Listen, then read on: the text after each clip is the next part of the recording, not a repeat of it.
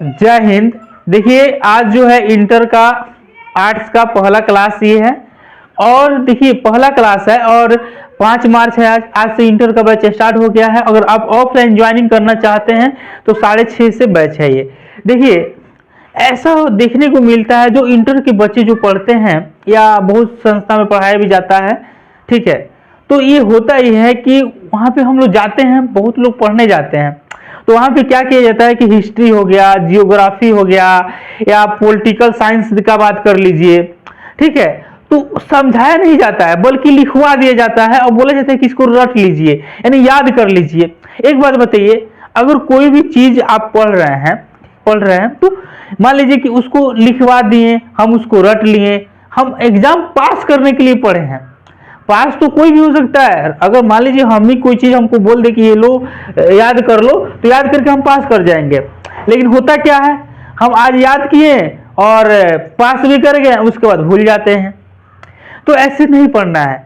अगर आपको देखिए सबसे पहले बात है कि आप आज तो याद करके पास कर जाइएगा, आगे चल करके क्या होता है कि बहुत से कोई भी कॉम्पिटिटिव एग्जाम की तैयारी हो फिर जाकर के दूसरे कोचिंग में आपको फिर शुरू से वही चीज पढ़ना पड़ता है, तो उसको क्यों नहीं हम शुरू से ही पढ़ें, बाद में कम पढ़ना पड़ेगा। खान सर भी कहते हैं कि यही दिक्कत है। खान सर का भी आप कोई वीडियो देखिएगा, उनका भी यही मानना है कि शुरुआत में इंटर का जो पढ़ाई होती है आर्ट्स का, देखिए होइएगा वो लोग क्या करते हैं आपको रटवा देते हैं, यानी लिखवाएंगे, आप बोलेंगे इसको रट लीजिए, 5 दिन में ज्योग्राफी को समाप्त कर देंगे, 10 दिन में पॉलिटिकल साइंस को समाप्त कर देंगे और 1 महीना में हिस्ट्री को समाप्त कर देंगे, हो गया इंटर का पढ़ाई खत्म। तो ऐसे कैसे हो सकता है? मान लीजिए ठीक है आप आर्ट्स की तैयारी कर रहे हैं, अब मान लीजिए कि 10 दिन में ये समाप्त कर लीजिए, वो सब समाप्त कर लीजिए, उसके बाद क्या होगा? तो वही है, आप नहीं पढ़ पाते हैं, अच्छा से नहीं तैयारी कर पाते हैं, बहुत से फेल भी हो जाते हैं। फेल तो आर्ट्स में नहीं होता है लोग कोई, लेकिन कहने का मतलब है कि आप पढ़िएगा तब ना होगा। तो अगर याद करना छोड़िए, अब आपको समझने की जरूरत है। देखिए इतिहास इसमें जो है ग्लोबल कोचिंग सेंटर में अभी इतिहास के स्टार्ट कर रहे हैं, इतिहास पढ़ाएंगे यानी हिस्ट्री पढ़ाएंगे आपको। अभी 6:30 से लेकर के 7:30 तक जो क्लास चलेगी वो हिस्ट्री का चलेगा, ठीक है। हिस्ट्री को कैसे पढ़ना है ये देखना जरूरी है। मान लीजिए पढ़ना तो बहुत कुछ है हिस्ट्री में, मान लीजिए कि हम बहुत सारा चीज पढ़ना है, अगर हम हर चीज पे कवर करेंगे तो टाइम भी लगेगा, तो वही क्यों नहीं पढ़े जो हमारे एग्जाम के लिए जरूरी हो। मान लीजिए कि हम 5 से 6 चैप्टर पढ़े, 10 चैप्टर पढ़े, जितना भी चैप्टर पढ़ेंगे ऐसा पढ़िए, इतना डीप से उसको पढ़िए कि एग्जाम में कोई दिक्कत ही नहीं हो। यानी कहने का मतलब है कि आप एग्जाम में बैठते ही क्वेश्चन देखते ही आपके चेहरे पे मुस्कान आ जाना चाहिए, ऐसे पढ़ाई कीजिए, ठीक है। तो आज हम हिस्ट्री पढ़ाएंगे, आज पहला क्लास है तो हिस्ट्री का थोड़ा सा आप लोग क्या दिखा देते हैं कि हिस्ट्री में कैसे पढ़ा जाता है, किस तरह से पढ़ा जाता है। देखिएगा हिस्ट्री के जो यानी हिस्ट्री इतिहास के जनक किसे कहा जाता है? तो हेरोडोटस को कहा जाता है। अब जनक कहिए चाहे पिता कहिए, मान लीजिए हम हैं तो हमारे भी तो पिताजी होंगे कि नहीं होंगे? अगर आप लोग हैं, मान लीजिए एक सुमित के पिताजी भी होंगे, तो सुमित के पिताजी कोई ना कोई तो होंगे ना। तो वैसे ही अगर मान लीजिए हिस्ट्री है, मान लीजिए हिस्ट्री यानी इतिहास, क्या हो गया जी? इतिहास क्या है? ये इतिहास। अब मान लीजिए जो ये इतिहास है, इतिहास के जनक यानी किसी न किसी तो जनक यानी किसी लिखा होगा कि नहीं लिखा होगा, तो वही है। तो इतिहास के जनक यानी पिता, इतिहास के पिता किसे कहते हैं? तो इतिहास के पिता का नाम क्या हो जाएगा? हेरोडोटस। क्या हो जाएगा जी? हेरोडोटस। इतिहास के पिता का नाम हो जाएगा हेरोडोटस। देखिए इतिहास के पिता हेरोडोटस। अब देखिए इतिहास को हम अगर पढ़ने के माध्यम से देखा जाए, अध्ययन के माध्यम से देखा जाए, तो इतिहास को 3 कालखंडों में बांटते हैं। इतिहास के कितने कालखंडों में बांटते हैं जी? 3 कालखंडों में हम बांटते हैं। देखिए 3 कालखंडों में कैसे बांटते हैं, ये देखिए यहां लिख देते हैं इतिहास, ठीक है। इतिहास को जो है हम लोग 3 भागों में बांटते हैं अध्ययन के माध्यम से, यानी अध्ययन करेंगे तो इसको कितने भागों में बांटेंगे जी? 3 भागों में बांटते हैं। एक में होता है प्राग ऐतिहासिक, ठीक है, एक में होता है आद ऐतिहासिक और ये क्या हो जाएगा, ऐतिहासिक। क्या हो जाएगा, ऐतिहासिक। देखिए सबसे पहले इतिहास को कितने भाग कालखंडों में बांटते हैं जी, इतिहास के 3 कालखंडों में बांटते हैं, प्राग ऐतिहासिक, आदि ऐतिहासिक और ऐतिहासिक। इतिहास के जनक कौन हो जाएंगे जी, चलिए यहां पे लिख देते हैं। इतिहास के जनक जो हो जाएंगे आपको हेरोडोटस। क्या हो जाएंगे जी, हेरोडोटस हो जाएंगे। यानी जनक, मान लीजिए कि इतिहास के पिता कौन थे, पिता कौन हो जाएंगे, हेरोडोटस हो जाएंगे। इतिहास के कितने कालखंडों में बांटते हैं, तो इतिहास के जो है, इतिहास को 3 कालखंडों में बांटते हैं, प्राग ऐतिहासिक काल, आदि ऐतिहासिक काल और ऐतिहासिक काल। ठीक है, देखिए प्राग ऐतिहासिक काल की जहां तक बात किया जाता है, तो प्राग ऐतिहासिक काल में जो लोग जो होते थे वो बिल्कुल मानव थे ही नहीं। उन लोग का मुख्य क्या, जानवरों की भांति भोजन करना था, वो खाना बदोश थे, जो मिला वही खा लेते थे, कच्चा मांस खाया करते थे। और इसमें एक बात और है, ये लोग लिखना पढ़ना नहीं जानते थे, कुछ भी नहीं जानते थे। इनको ना लिखने आता था ना पढ़ने आता था, इन लोगों को कुछ आता ही नहीं था, खाली बस जानवरों को मारते थे और खा जाते थे। लेकिन इस समय की सबसे बड़ी उपलब्धि ये देखा जाता है कि देखिए प्रागैतिहासिक काल को भी बहुत सारे भागों में बांटता है।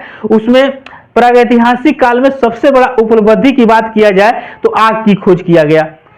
प्रागैतिहासिक काल में आग का खोज हुआ था। ठीक है, तो आप लोग जब इंटर की पढ़ाई पढ़ रहे हैं, जैसे टेंथ के बाद इंटर, देखिए 12वीं क्लास, क्या है 12वीं क्लास, 12वीं क्लास में आपको प्रागैतिहासिक काल पढ़ना ही नहीं है।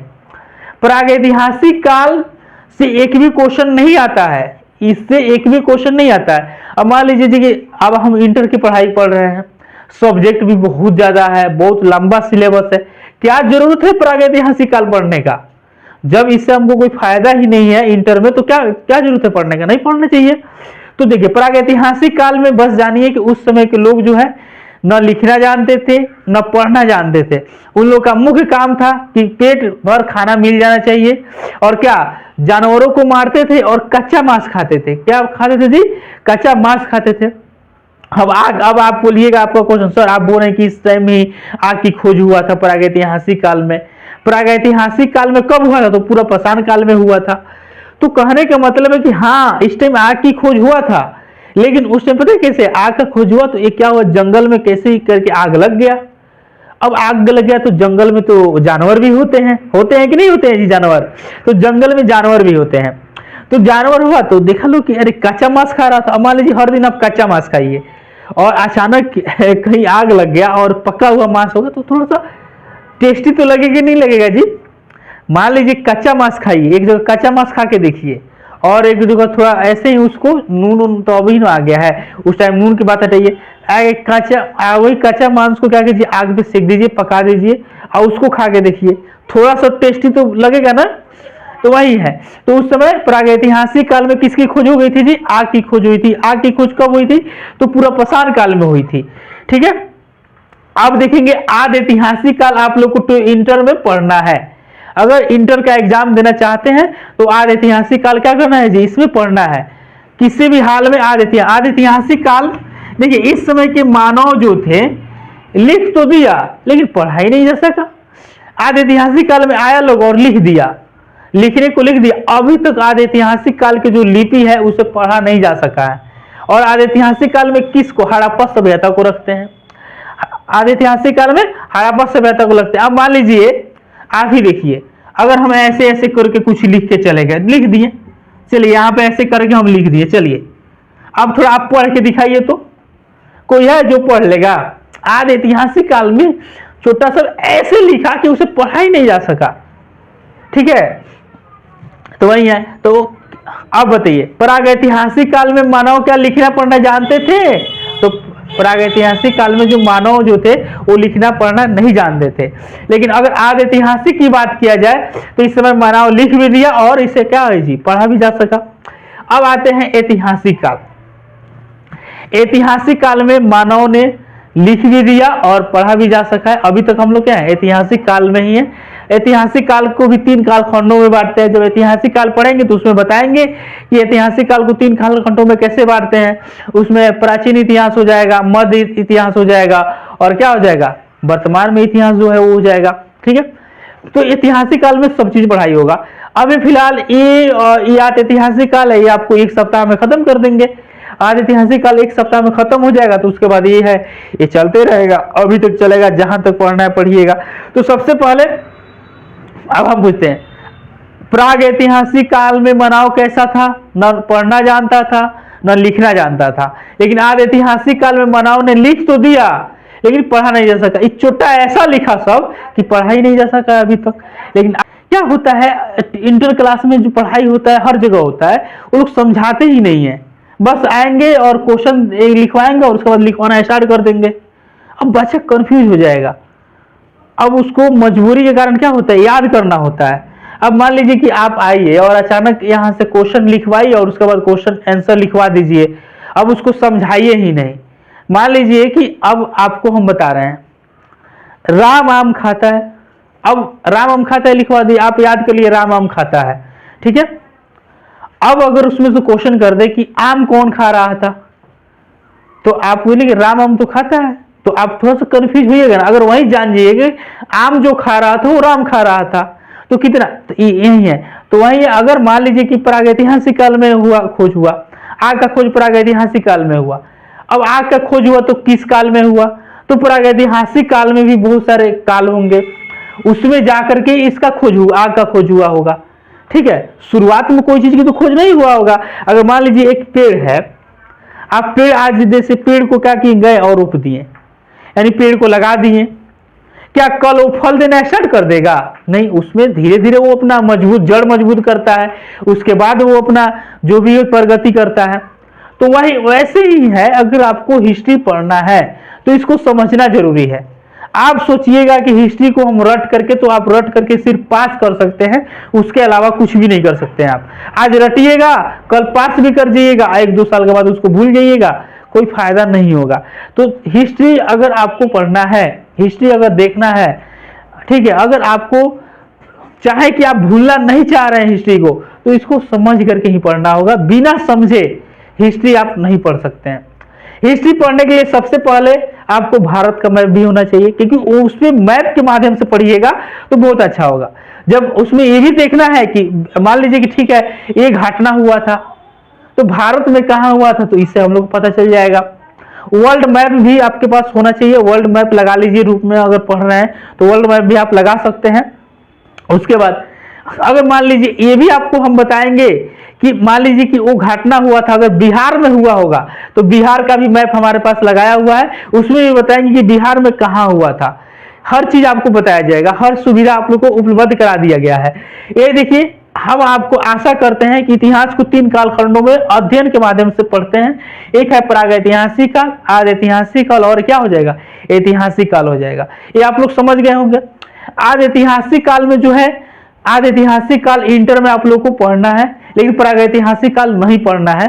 उससे क्वेश्चन आज तक जितना भी इंटर का एक क्वेश्चन उठा कर देख लीजिए, प्रागैतिहासिक काल से आज तक एक भी क्वेश्चन नहीं पूछा है, ठीक है।